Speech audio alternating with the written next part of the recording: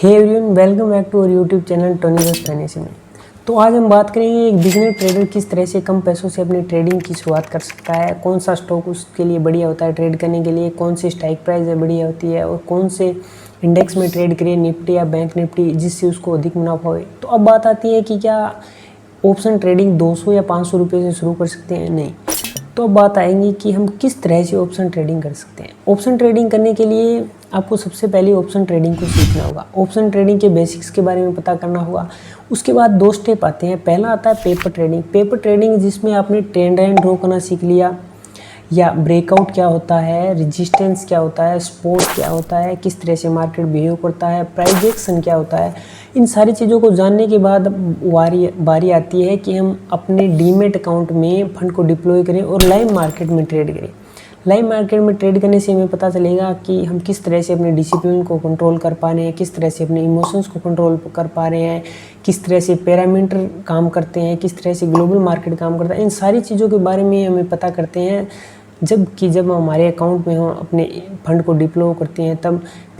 क्योंकि paper trading से ये सब नहीं सीख पाते। हमें ऑप्शन ट्रेडिंग का एक्चुअल मीनिंग तब पता चलता है जब हम अपने अकाउंट में पैसे डिप्लॉय करते हैं। क्योंकि जब हमारे अकाउंट से पैसा जाना शुरू होता है, पैसा आता है, तब हमें पता चलता है कि किस तरह से हम अपनी साइकोलॉजी को मेंटेन रख सकते हैं, किस तरह से हम इमोशंस को कंट्रोल कर सकते हैं। क्योंकि तब हमारे अकाउंट में अपना पैसा आता भी है और जाता भी है, तब पता चलता है कि हमारी इमोशंस को किस तरह से कंट्रोल कर सकते हैं, किस तरह से हम डिसिप्लिन में रह सकते हैं।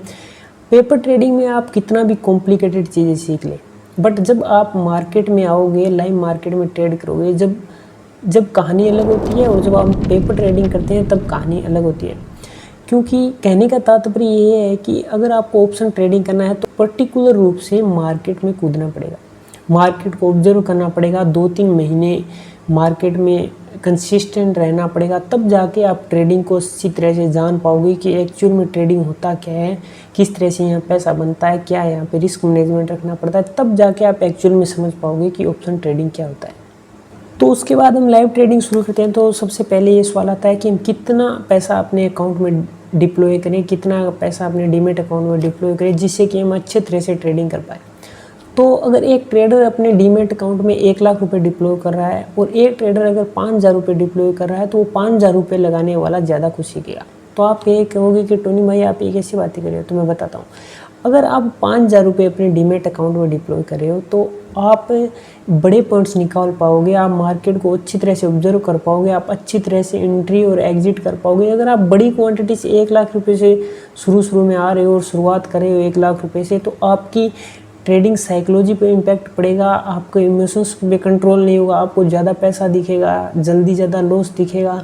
तो आप उन चीज़ों को एक मेंटेन नहीं कर पाओगे, तो इसलिए आपकी साइकोलॉजी ख़राब होगी और आप अच्छी तरह से ट्रेडिंग नहीं कर पाओगे। आपको एक गैम्बलिंग लगने लगेगी ट्रेडिंग। क्योंकि अगर आप 5,000 रुपये से शुरू करते हो तो अगर आपका 5,000 रुपये लूज़ होती है मनी, अगर 5,000 रुपये ड्रॉ डाउन होता है तो आपके पास और पैसे या और बैकअप हो सकता है कि आप अकाउंट में पैसा डालें। अगर आपके पास 1 लाख रुपये और आपने पहले दिन ही 1 लाख रुपये डाल लिए और तब आपने बड़ी क्वांटिटी से ट्रेड किया, तब आपकी साइकोलॉजी ख़राब होगी, आपके माइंड पे इम्पैक्ट पड़ेगा, आपका माइंड सेट ख़राब होगा। तब आप मार्केट से फाइट करने आओगे, दोबारा आपका दोबारा लॉस होगा। अगर 5,000 रुपये से शुरू करोगे तो आपका अगर लॉस हो जाता है तो आप उसे रिकवर कर सकते हो आराम से, आपको मार्केट से फाइट नहीं करना पड़ेगा। अगर आप मार्केट से फाइट करोगे तो आप हमेशा लॉस में रहोगे। तो दोस्तों उसके बाद बात आती है हमारा रिस्क रिवार्ड क्या होना चाहिए। अगर हम अपने डीमेट अकाउंट में 5,000 रुपये डिप्लॉय करें तो हमारा रिस्क होना चाहिए 10% का, यानी 500 रुपये का अगर रिस्क है तो उसके ऊपर हमारा रिवार्ड होना चाहिए 1,000 रुपये का, यानी 1:2 का हमारा रिस्क रिवार्ड रेशियो होना चाहिए।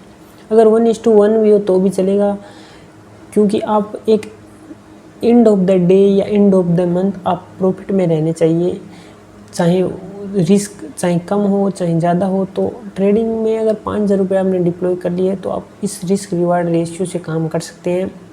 और अगर आपका पैसा लूज़ होता है तो आप दोबारा मनी ऐड कीजिए। अगर आप बार बार या 2-3 बार अपने अकाउंट को खाली करें या अपनी कैपिटल को ड्रॉ डाउन करें, तब आपको ज़्यादा कुछ सीखने को मिलेगा कि क्या गलती हम कर रहे हैं, क्या क्या मिस्टेक हैं जो मैं बार बार कर रहा हूँ।